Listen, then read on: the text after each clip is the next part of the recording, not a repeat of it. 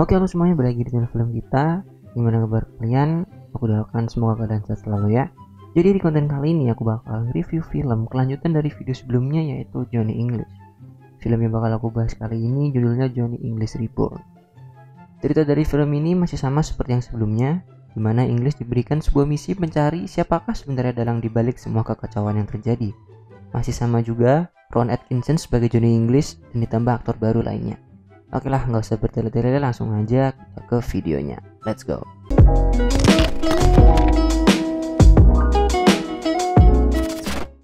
Scene awal terlihat dua orang agen dari MI7 yang sedang melihat rekam jejak agen senior dari MI7, yakni Johnny English, karena akan ada sebuah misi baru. Lalu scene berpindah di mana saat ini English berada.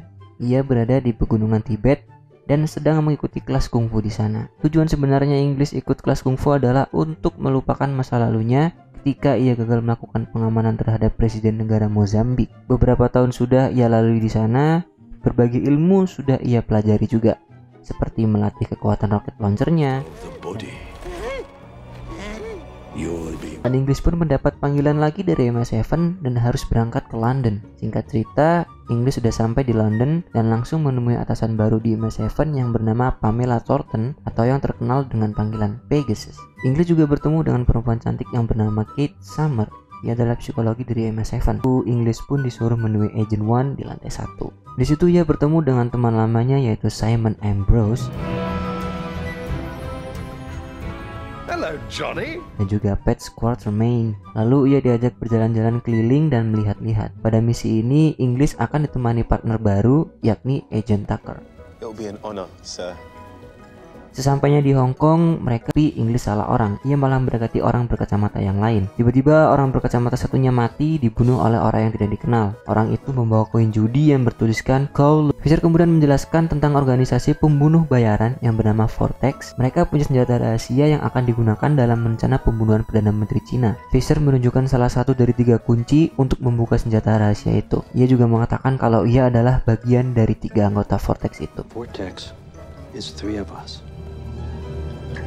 Fisher juga bilang kalau Vortex adalah dalang dibalik pembunuhan Presiden Mozambik. Secara tiba-tiba, Fisher mati dibunuh oleh nenek-nenek pembunuh bayaran yang menyamar sebagai tukang bersih-bersih. English yang notice kalau nenek itulah yang membunuh. Seketika nenek itu menyemprotkan air ke mata English. Lalu English lihat kalau kuncinya diambil oleh orang lain. English pun harus berusaha menangkap orang tersebut. Singkat cerita, orang gak dikenal itu kabur menggunakan kapal kecil. Lalu English mengejarnya menggunakan yak. Akhirnya English berhasil menghentikan orang itu dengan kameranya. Dan English berhasil mendapatkan kunci itu. Lalu English dan Tucker pun kembali ke London. Saat di pesawat, Tucker mencurigai seorang pramugara yang menggunakan name tag perempuan, yakni Susan. Tapi English tidak mempedulikan itu. Setibanya di London, English dikejutkan dengan hilangnya kunci yang ia bawa. Dan English pun baru tahu dan menyadari kalau yang ngambil adalah si Susan itu tadi. Saat sedang meratapi nasib, tiba-tiba English melihat ada vacuum cleaner yang sama seperti punya nenek pembunuh itu. English pun menangkap nenek itu. Tapi ternyata itu adalah ibunya Pegasus. Karena itulah English jadi merasa terpuruk karena rasa percaya Pegasus kepadanya sudah nggak ada. Lalu Kate mengajak English ke markas MI7 dan mengetes English menggunakan kamera berkecepatan tinggi dan juga melakukan hipnotis kepada English supaya ia bisa ingat lagi kejadian saat di Mozambik agar mereka bisa mendapat informasi lebih tentang Vortex. Berkat hipnotis itu, akhirnya mereka mengetahui anggota kedua dari Vortex, yakni mantan anggota MI7 cabang Moskow, Artem Karalenko, yang sekarang sudah mengganti nama menjadi Sergei Pudovkin dan hobi bermain golf. Di case ini, English mengganti namanya menjadi Peter Adam agar mereka dapat menangkap Karalenko saat sedang bertanding golf. Yang mengejutkan adalah ternyata nenek itu mengetahui di mana keberadaan mereka semua. Karalenko yang mulai curiga memerintahkan anak buahnya untuk membunuh English, tapi malah Karalenko lah yang terbunuh oleh nenek itu. Lalu English dan Tucker membawa Karalenko ke rumah sakit menggunakan helikopter. Untungnya English mendapatkan kuncinya sebelum Karalenko meninggal. Karalenko juga berkata kalau satu lagi anggota Vortex adalah orang dalam MI7. Saat malam hari, English bertemu dengan Simon untuk makan malam. Ia mengatakan informasi yang udah ia ketahui ke Simon, kalau katanya anggota ketiga Vortex berada di MI7. Tucker yang sudah mengetahui siapa orang ketiga yang dimaksud dengan segera meminta English untuk menemuinya di toilet. Saat English tiba, Tucker langsung menuduh Simon lah orang ketiga Vortex. Tapi English tidak percaya dan bilang kalau itu hanya omong kosong. Lalu menyuruh Tucker untuk pulang. Lalu Simon bilang kalau orang ketiga dari Vortex adalah Pat Quatermain dan English percaya itu. Sebelum pulang, Simon meminta kunci itu ke English dan English pun memberikan kunci itu. Dan benar saja, memang Simon lah orang ketiga itu. Dan yap, kunci rahasia itu sudah lengkap. Lalu Simon menelpon Pegasus dan ia bilang kalau orang ketiganya adalah Johnny English. Pegasus, we have the third man. It's Johnny English. Keesokan harinya English pergi ke sebuah gereja untuk menemui dan menangkap Pat. Tapi Pat menuduh balik karena fitnah dari Simon itu tadi. No, you are. No, you are. Dan ternyata English sudah dikepung oleh banyak anggota. English pun berusaha kabur meskipun kakinya terkena tembakan dan harus meminjam kursi roda milik Pat. Aksi kejar-kejaran pun terjadi. Tapi hebatnya, hanya dengan modal kursi roda, English bisa kabur. Setelah berhasil kabur, English pergi ke rumah Kate untuk minta bantuan sebelum akhirnya ia pingsan karena kecapean.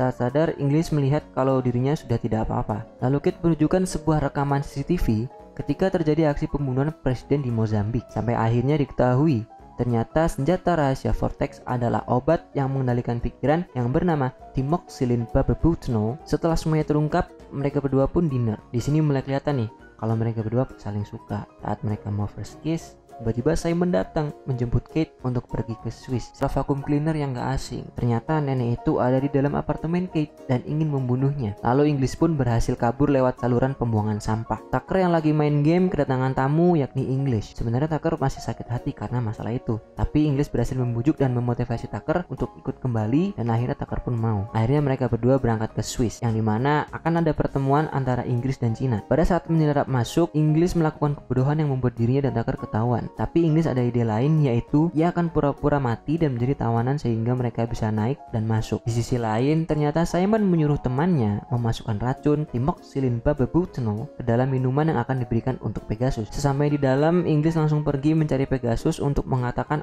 apa yang sebenarnya terjadi. Lalu Pegasus pun sedang santai di ruang tunggu sambil baca koran dan minum es sirup itu. Tiba-tiba English datang, mengetahui rencananya bakal digagalkan. Simon pun langsung datang menemui mereka. Saat Simon datang, English langsung menodong Simon dan berkata kalau orang ketiga Vortex ialah si Simon. He won't help you.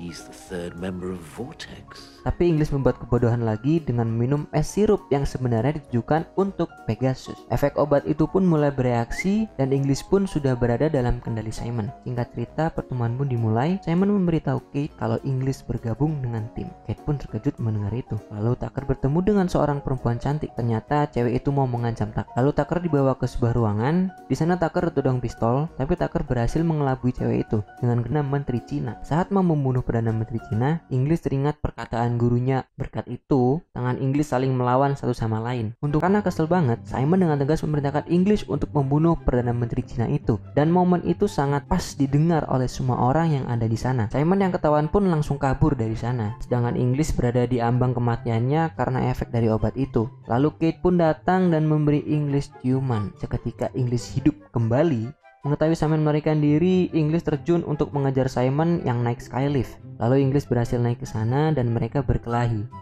Setelah berkelahi cukup lama, English terjatuh dari skylift. Dan English mengejar dan berhasil menangkapnya. Nggak lama prajurit datang sambil menangkap nenek yang asli. Dan kemungkinan yang ditangkap English itu adalah ratu yang asli. Dan film pun tamat. Ya lumayan kocak sih film ini, dimana English banyak ngelakuin kebodohan lah. Ya yang jelas ini film worth it lah buat kalian tonton ya. Oke, sekian dulu deh video kali ini. Semoga konten ini bisa menghibur kalian ya. Seperti biasa jangan lupa buat like, share, komen, dan subscribe. Kalau kalian ada rekomendasi film apa gitu, kalian bisa komen di kolom komentar. Nanti kita bakal bikinin kontennya, oke? So see you in the next video. Bye bye.